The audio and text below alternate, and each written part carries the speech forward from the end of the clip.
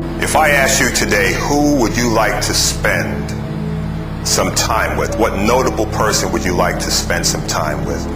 Who would the 5 top people be that you would like to meet? Growing up as a young boy in East New York, I really didn't think about that. But I did get a chance to meet some entertainers as they came back to our schools in elementary and junior high school. There was a guy named Steve Allen who has since died, who had a TV show for many years. I got to meet him and sit at the piano and play with him. But over the years, there was another lady, Alma John, who was the first lady of radio in New York City before FM. We didn't have FM radio in the 50s. But Alma V. John was the first lady of radio on WWRL. And she helped to mentor me and a number of other black students who received an award at the Board of Ed headquarters when we were in the 6th grade. And that basically got me going in a speaking career all through school and till this day. And you know, you never know where life is going to take you as a result of the people that you meet along the way. That's why I asked, what 5 people would you like to meet and why? Because I've had the opportunity over the years to sit with Jesse Jackson, Barack Obama recently, Mariah Carey, Ozzie Davis, Ruby Dee, Chernyenkov of the Soviet mission. I bodyguarded him. Another lady who's gone on, Ethel Waters, who did a lot of movies and television over the years. The list goes on and on. I got a chance to meet Nelson and Winnie Mandela when they were here. Rosa Parks at a birthday party. Melba Moore, I think I mentioned Melba. Wonderful lady. Sat in her home. Bill Cosby. I was in Nashville, Tennessee some years ago and got a chance to meet Alex Haley, the author of Roots, and Quincy Jones. Willie Mays. Reggie Jackson. It goes on and on, the people that I've had the opportunity to meet. And it's all because I was in the right place at the right time and I was doing what I should be doing in order that certain doors would be open for me to meet and interact with these people. It's not about where you come from, it's about where you're going.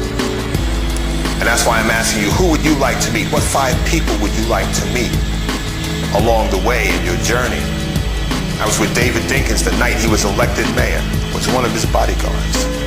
That was a historical moment for New York City because it was the first black mayor in the city of New York. I worked with Reverend Sharpton, Reverend Daughtry, so many people. This little black boy from East New York, whose grandfather didn't learn to write his name until he was in his 60s. What do you want? What do you want to do beyond the borders of Brooklyn? Would you like to see the Grand Canyon? It's beautiful. When you stand in the Grand Canyon, you can look to the end of the earth and you can't see the end of the canyon. Would you like to go into Albuquerque, New Mexico, where it's 110 degrees and get on a cable car and go to the top of the Sandia Mountains where it's 10,000 feet and people are skiing at the same time? Would you like to go to the Pacific Coast and see the Pacific Coast Highway and the huge rocks and the redwood trees in Northern California? Would you like to drive south and go through the Smoky Mountains? Or go to Hawaii, where the colors of Hawaii far exceed any color I call the colors of Hawaii high definition because of the volcanic soil. When you go to Hawaii, green is so bright you can't believe it. There are so many places and so many things to do and so many people to meet beyond the borders of Brooklyn, you can't imagine it. And every time I've gone someplace and met somebody and done something, I've learned a whole lot.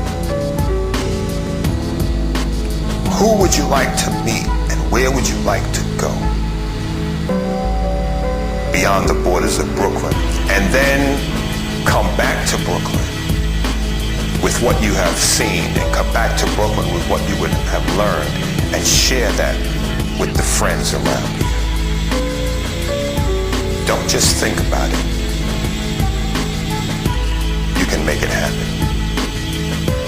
You can make it happen if your vision and your goal is beyond where you are today.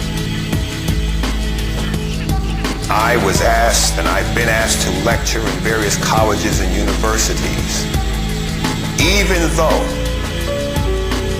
I didn't even get to finish college.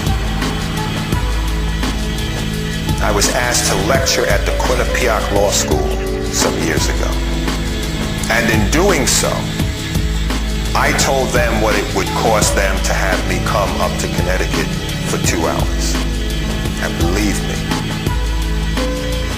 it was not a small figure. It was a large figure. And the check was waiting for me when I got there for 2 hours worth of work. You see, you must desire to become a master of something, and at that being the best at what it is that you do.